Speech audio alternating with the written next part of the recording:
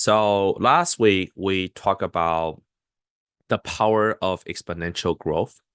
And this week is actually the easiest week we have, which is ask me anything. Okay. Um, if you don't ask me anything, then I will go in and talk about what's exciting in Casual Portal and some of the things that I'm personally really excited about, which is underwriting. And so I'm going to talk about underwriting all the time. But yeah, this is a free form. Everyone can just ask me anything. Yeah. So today is the easiest one, which I don't prepare anything to come into this call. Yeah, so I'll ask you some questions surrounding being a early stage startup company, right? Yeah. Talk about uh, your perception of being able to get traction before you started generating revenue, and then kind of the reality that you have now about how difficult or how easy is it to actually gain market share, change consumer behavior, onboard people, kind of the sales cycle of cash flow portal. Talk about the really the importance, right? Because the technology here, right, is Mhm. good, right? You got a good platform, and then you got to convince people to Mhm. actually buy your service and buy your product. Yeah. Yeah. Yeah, so go ahead. Yeah. I love it. So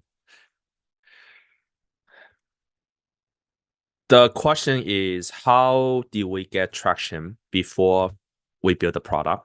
And then once we get into kind of the multi-million dollar revenue, how do we continue to grow? These are the problem statements. And I've been working on this for like 4.5 years. So including the part in which I was part-time.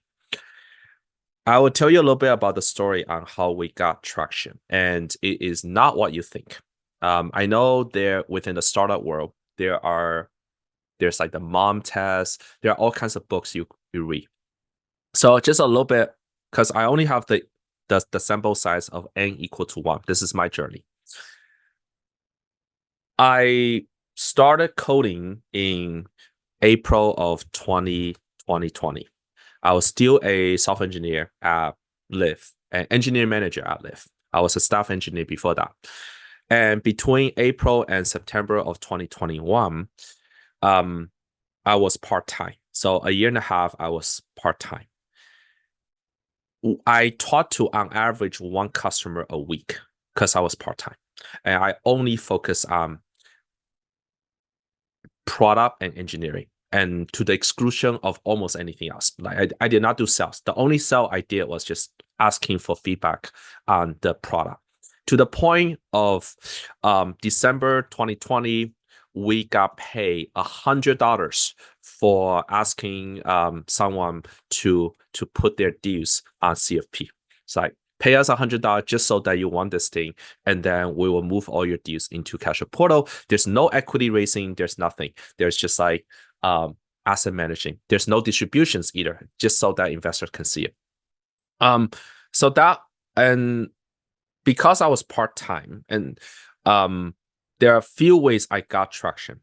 The first one, and again, this is the only way I know, is I was part of a mentorship group. And that mentorship group and I knew each other for about 2 years up to that point. I went to Dallas, Texas almost every month, and I got to know a lot of these folks. They know we are good GPs. They know we are competent. So some of them trusted us to just give us a shot. And so that played a critical role, which is the fact that I was part of a mentorship group. It gave us a very natural distribution channel. And I was lucky in the sense that at that time, everything was still frothy. And so people believe the market is going up to the right, right? If I were to start April of 2024, there's no way I will have the same results. So I was very, very grateful that the timing was right. So that was that. And the other thing, besides the traction, is between April 2020 and September 2021, I spent about $600,000 of my own money before I raised a single dime. And at the end, I put in about $1.5 million into my own startup. But I spent about 600K. That is actually a very noteworthy thing that it's a conscious decision I made, which is put me back into April 2020. I wanted to start my own company. I had two choices. One is I quit Lyft and start my own company, raise X amount of money at a X amount of valuation, and then I will start working on it. The other way is I will continue to work at Lyft. And I was, when I joined Lyft, it's about 300 people. When I left, it's 3,000. So I was one of the early employees, and I was doing very well. And so I made a decision of asking myself, what's my competitive advantage? And it turned out my only competitive advantage is I know the subject. And second, this sounds really bad. I made a lot of money at Lyft. It was a lot. Okay. So I basically told myself that's my only competitive advantage. I'm a good coder, but I'm not like good enough to compete with 7 engineers that, like if I hire 7 people, they're going to have a higher throughput than me. But for whatever reason, I made a lot. And so I said, for the next 2 years, I'm going to keep being at Lyft. And if the startup doesn't work out, then my net worth just will not increase. I just take everything I made and put it into Cash Portal. And so that was a decision, which is I will take a 2-year gap basically in terms of building my own financial net worth. And that is the education I will pay. I end up quitting, a year and a half into it. And yeah, so that I don't recommend it to other people. And I got all the letters and from Lyft, and they're signing off on everything because I end up actually getting a exceeded expectation during the whole time. And people are like, how did you do that? I said it's because I was a good manager and I dedicated literally everything to everyone else. I did not do much as a manager, but I made some good decisions as a manager. That a year and a half actually taught me a lot of things on how to managing up, how to make only the critical decisions, and learn quite a bit about politics as well. And that a year and a half, even at Lyft, I was acting more like a strategist and more and dedicate a lot of things away. So, but yeah, when it comes to traction, the first traction is mentorship.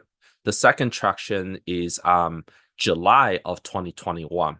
I used my own software to raise money for my own deal.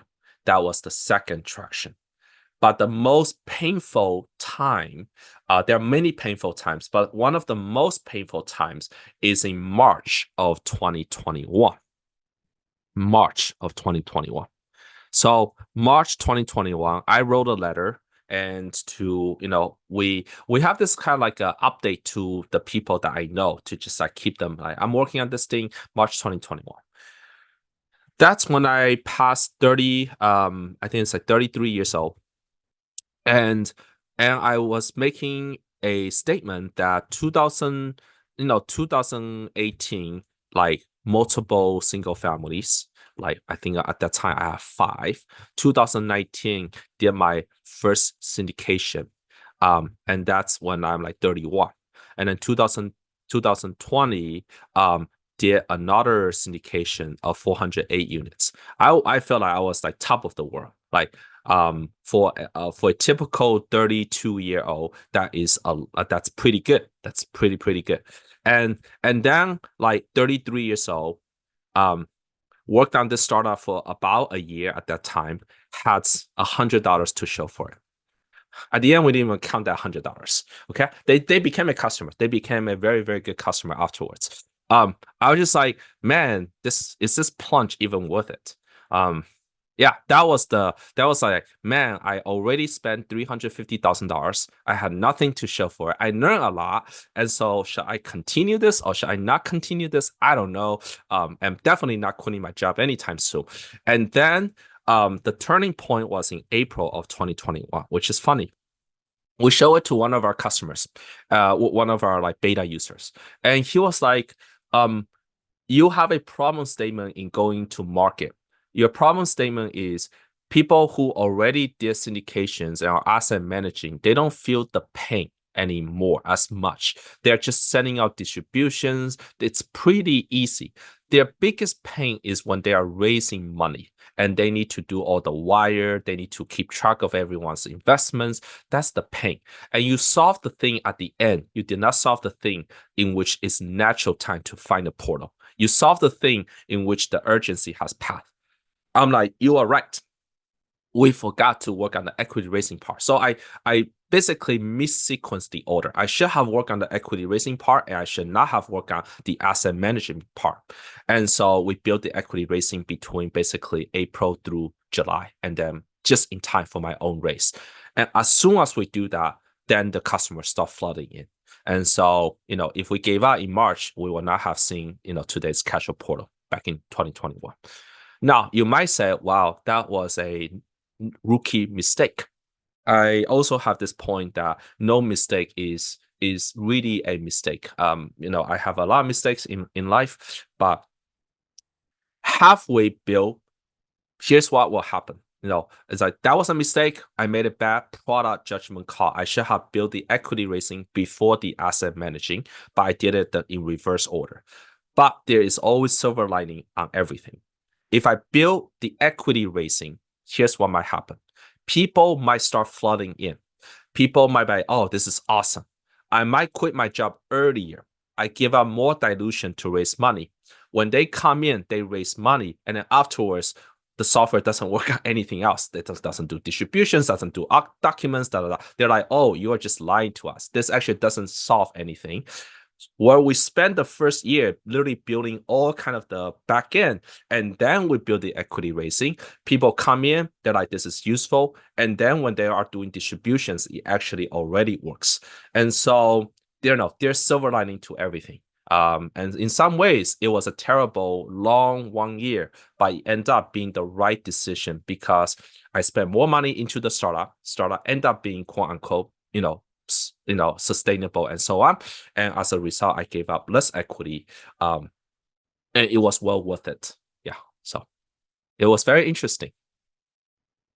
I hope that kind of that reasoning makes sense. Like, I wish I didn't make that mistake, but that mistake actually ended up helping the company because there are other problems associated by moving too fast in the beginning. Because then I was like, oh, this startup is doing so well, I need to quit my job right now. And then, well, the reality will hit. It's just, you're gonna hit the reality either way. You either hit it from the beginning or you hit it toward the end. Yeah.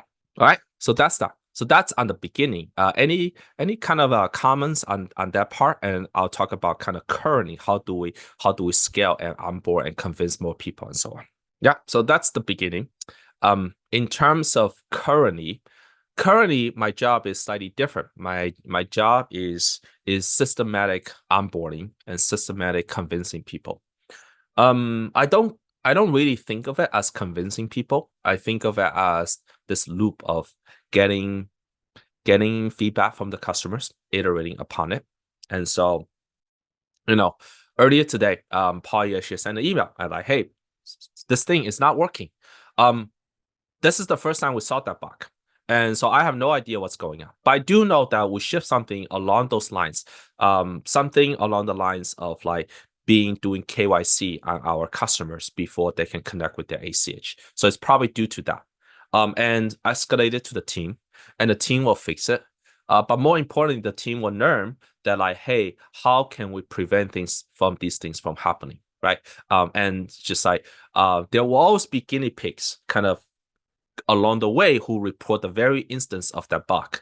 But if we fix it fast enough, and given the number of customers we have, we will naturally make the last 300 400 customers not face the same bug. So that's so our values in terms of onboarding people are just a few important things. I come focus on customer retention over customer acquisition.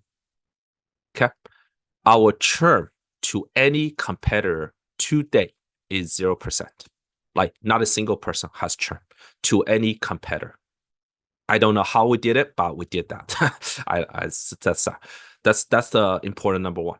And we are not that good with marketing. We don't have a large sales team. We have a couple account executives.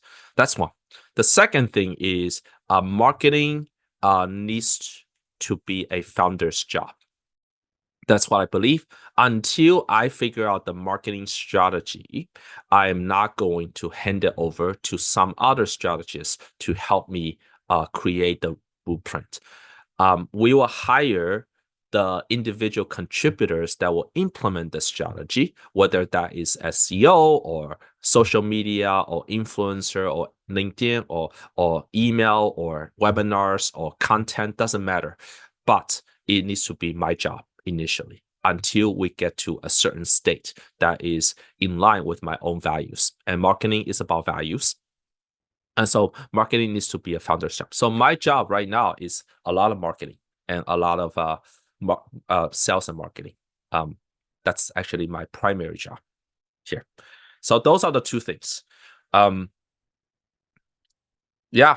And the way you convince people, the way you get customers, our biggest lead channel is actually customer referrals. Our second biggest funnel is LPs using it, and they're like, oh, well, this is pretty easy to use. I invested in like 3 different deals, and this is by far the easiest to use portal. And so when I become a GP, I want to use the same portal. And then there's obviously, LinkedIn, SEO, and other things. Okay. So there's no magic bullet. I don't think I have not yet to found a aha moment. It is, and I also think that company growth does not require a silver bullet. It requires tons of lead bullets. Yeah, you just keep firing until the ship sinks. Until yeah. So, and then the last one is win by attrition. Basically, just keep working on it. Now, this is a very real problem because there are other companies that are better in marketing and sales than us, and they do a really good job in concisely phrasing their value proposition, which I am trying. We are learning because I need to learn how to do marketing.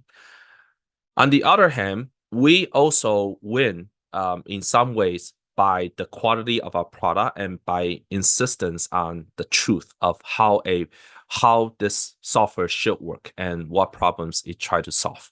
And so there's no magic bullet, and I'm the solo founder. I have to pick a choice. So I'm very good at eliminating half of the decision tree and then reevaluate every 3 months. I don't continuously go back and should I do A or B? I'm just like, I'm gonna do A. I'm gonna sacrifice B in the next 3 months, and I'll come back to B in 3 months. And so right now I'm choosing product engineering support. And then I'm slowly learning about marketing acquisitions and so on. It's a conscious decision. Here is also a time to point out that that's why it's extremely difficult to be a solo founder. Not just because of the emotional toll that it has on you, but just because the sheer amount of time that you have to spend. Having 2 founders, what does that mean? That means in the initial days, there's one person doing product and engineering, and then the CEO, all he or she does is sending out 200 emails a day just to get anyone to try out the product, to talk to them, to get customer feedback, and so on. I could not do both. So I can do a little bit of both, or I can just be like single-minded on one thing, get that solved, get to the next one. That's why it's like a miracle for a solo founder to quote unquote succeed. Because you don't have that much time. But given your handicap, you either can find a co-founder, which has its own problems, or that you just you have to consciously eliminate half of the decision tree.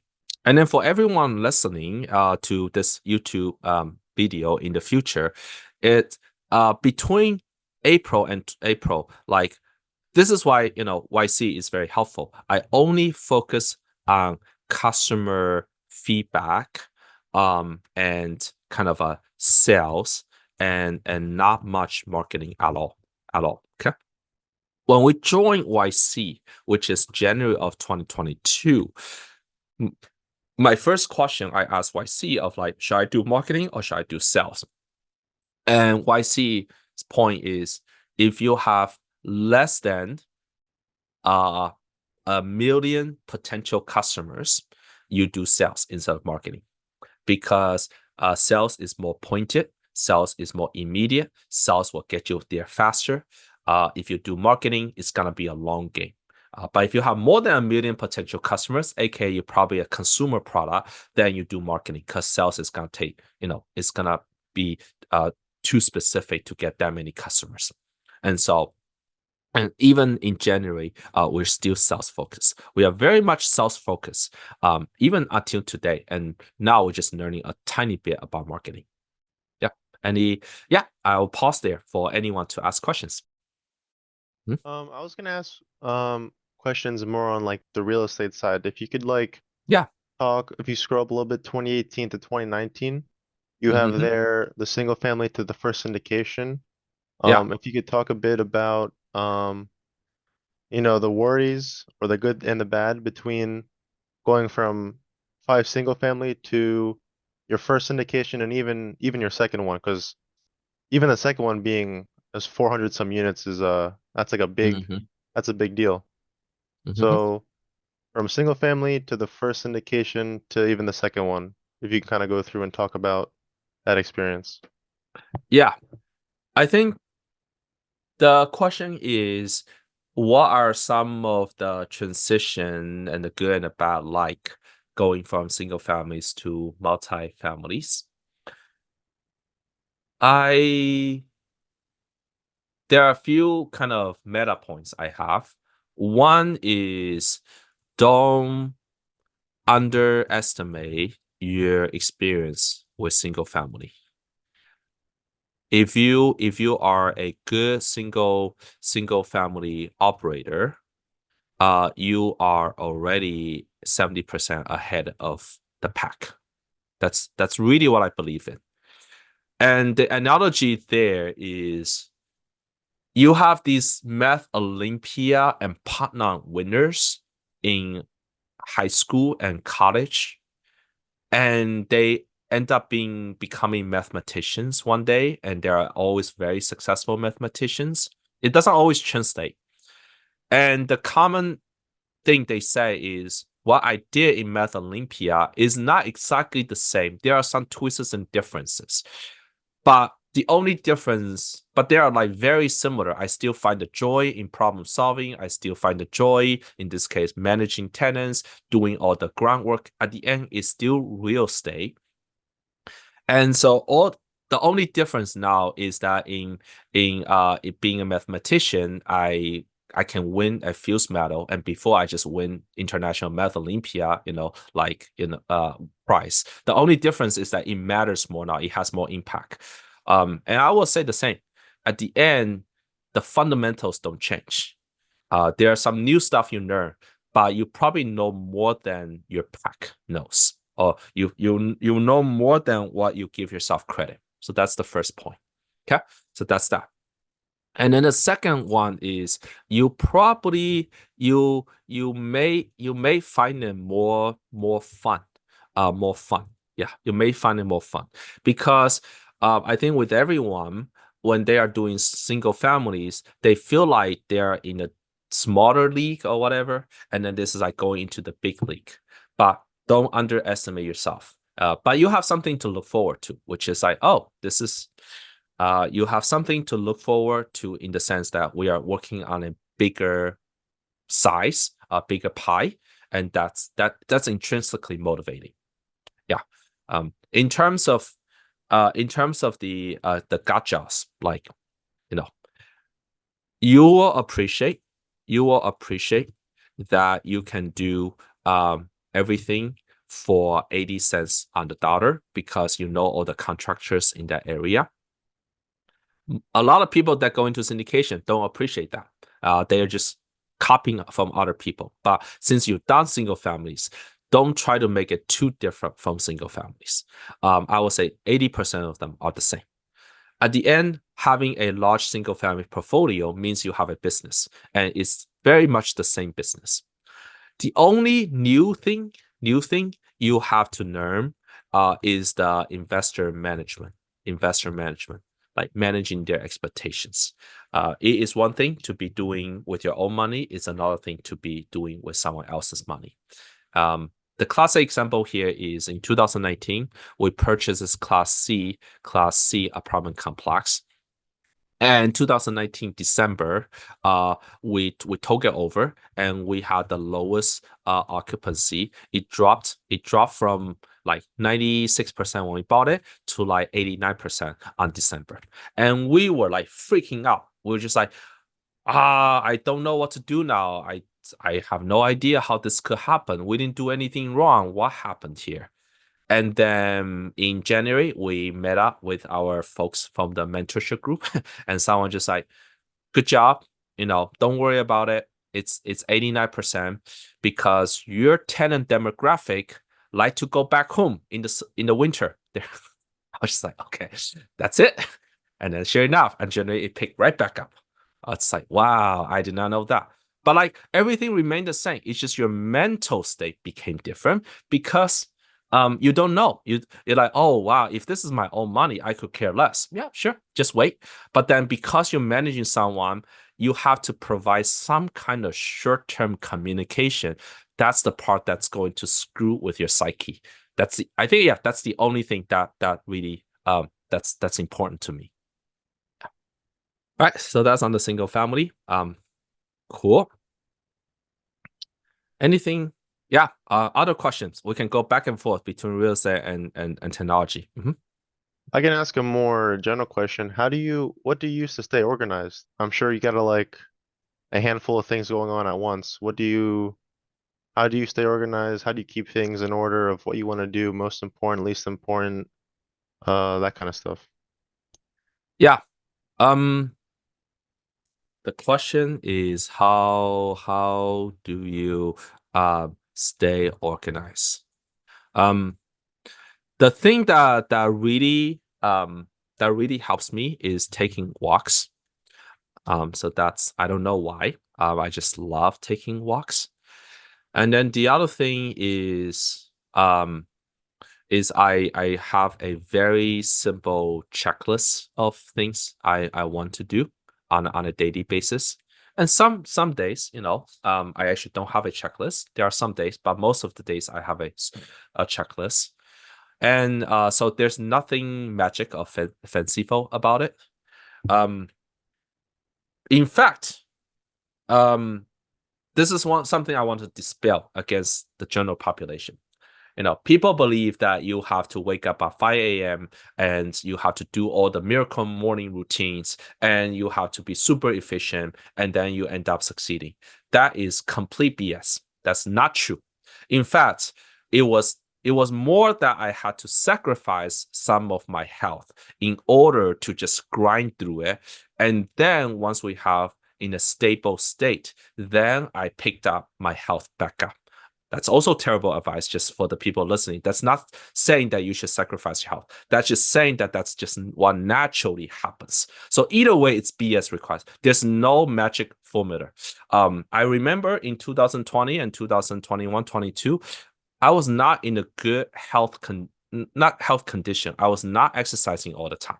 I just need this thing to be working.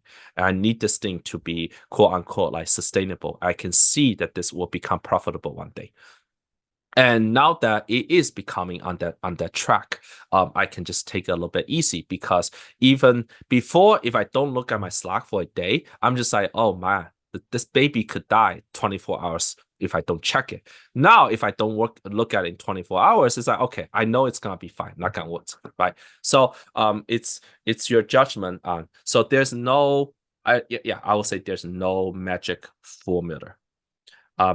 People always say I'm very, very organized and I do a lot of things. I really don't think I'm that way. I'm like intrinsically a pretty lazy person. I'm intrinsically lazy, meaning that if I feel like I'm doing this one thing and do it inefficiently, I get more upset that I'm doing it inefficiently.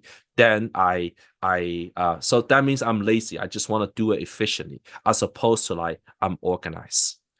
Yeah. I don't think I'm organized. there are a lot of things like paperwork and stuff that I'm not organized, because that's something I don't like to do. The next one is, I think you have to have product founder fit. You have to have product founder fit. Okay, to give you an example, I have a friend who went to Stanford for a PhD in computer science. He is very kind of ISTJ kind of personality, very methodical, step by step, extremely smart, one of the smartest person I know. And his idea was that I asked him like, what makes you happy at work?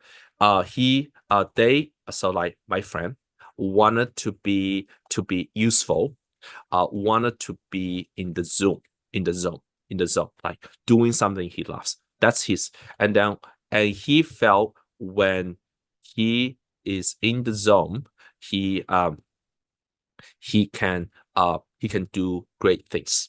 Okay. And so there's that. And I had this really good conversation with him. And I said, thank you for saying that. I'm not that way. I'm different. My way is I really want X, and I will sacrifice to learn how to be in the zone to achieve X. Completely different. I hope you see the difference here. He want to be in the zone, and doing great things is a means to be in the zone. I'm like, I want to do that thing, and if that means I need to be healthy and be in the zone to achieve X, tell me do it. I'll do that.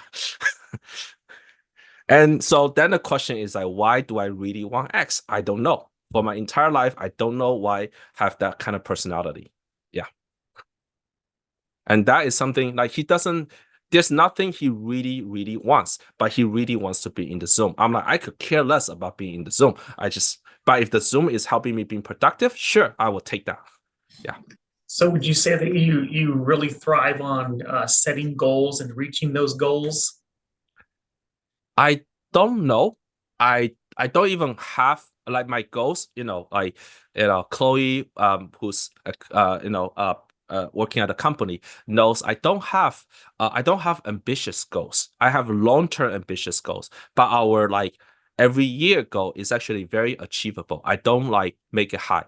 So I think I do have goals, but it's not what you think it is. It's not setting a outrageously high goal. And if we are 80% close, I feel happy.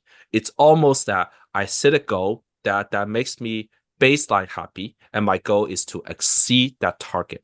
That's the way I set goals. I do think for certain other personality types that setting ambitious goal and being 80% close, that works for them, but not for me. I feel deflated when I couldn't achieve the target I want to set.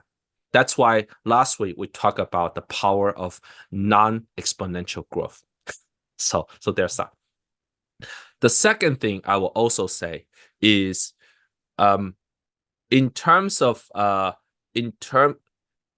it's not so much about goal setting. It's more about, why do I have achievement mindset? There are people that are very achievement driven, and there are people that are not achievement driven. But I think I grew up being achievement driven. That's not a good thing, by the way. It usually lends itself into competition, wanting a certain outcome, controlling of the situation, and it doesn't necessarily lend itself to a happy life. But it does lend itself to be a very a particular type of personality for this type of role. And I have many years ago, I have accepted that that's who I am. And so yes, I'm very achievement driven, unfortunately. And if I have to, fortunately or unfortunately, and if you have to put a finger on it, I think it's because, ever since I was a kid, people told me that I'm smart. Like kindergarten, there was this competition of like picking up peanuts, or like using chopstick, and I picked up the peanut. I not only picked up the peanut, I gave it to the teacher, and so I got like grand prize on the competition. This is like, I don't know, 3-4 years ago. My parents told me that, so I always knew I was like good. And then in elementary school, I was pretty good at like writing competition, and there was this like competition across the city, so I won the city supposed to represent in the state, and that's in Chinese. And so, and I came here. I was good in high school. I told like 16 AP exams, was the AP scholar of my state. Out of the 16, 9 of them were self-study because my school only offers 7. So I have always been achievement oriented. It's not a good thing. It caused a very kind of a almost a miserable life because you never good, like you never achieve that. But I have learned to enjoy the journey, and so that will be a defining characteristic of me. And I don't think I'm organized. I'm not trying to be in the nirvana zone. That's not what I want. I just want to achieve X, and I will do everything I can to get there. And that sometimes could lead to wrong decisions. My friend will be different. He's more like first principle thinking. He's like, I want to be in the zone. I want to do the right thing, da da da. And I will be like, yeah, I really want X. And then every day I'll be obsessed with like, what are 20 different ways of looking at X so that I can get there. Yeah.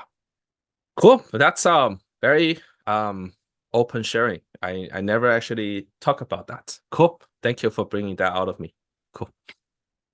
All right, David or anyone, any Aaron, welcome. Any thoughts here? But otherwise, that's pretty much it. Next week we're gonna talk about underwriting, and the biggest news there is that we just shipped the ability to be able to parse rent rolls in PDF format. So even if you give us a PDF, we can underwrite that. Which is a big breakthrough.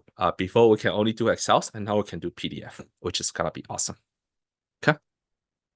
All right. But yeah, that's pretty much it. I want to keep it under 40 minutes ish.